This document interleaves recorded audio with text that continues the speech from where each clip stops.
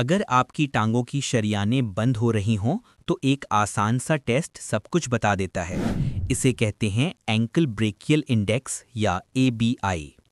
ABI test होता क्या है? ये एक सादा टेस्ट है जिसमें बाजू और टखने की ब्लड प्रेशर रीडिंग्स को आपस में कंपेयर किया जाता है।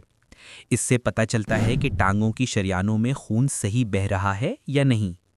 कैसे किया जाता है? पहले बाजू में ब्लड प्रेशर लिया जाता है, फिर बिल्कुल इसी तरह टखने यानी एंकल पर ब्लड प्रेशर चेक किया जाता है। फिर टखने का प्रेशर तकसीम बाजू के प्रेशर से किया जाता है। यही रेशो एबीआई कहलाता है। नतायज कैसे समझें? अगर एबीआई 1 से 1.4 के दरमियान हो तो नॉर्मल है। अगर एबीआई 0.9 से कम हो तो शरियाने तंग होना शुरू।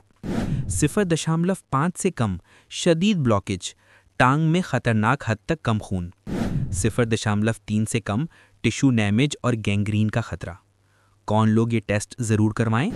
टांगों में दर्द, चलने पर टांग भारी होना, कोलेस्ट्रॉल ज़्यादा, सिगरेट नोशी, डायबिटीज़ या दिल की बीमारी हो।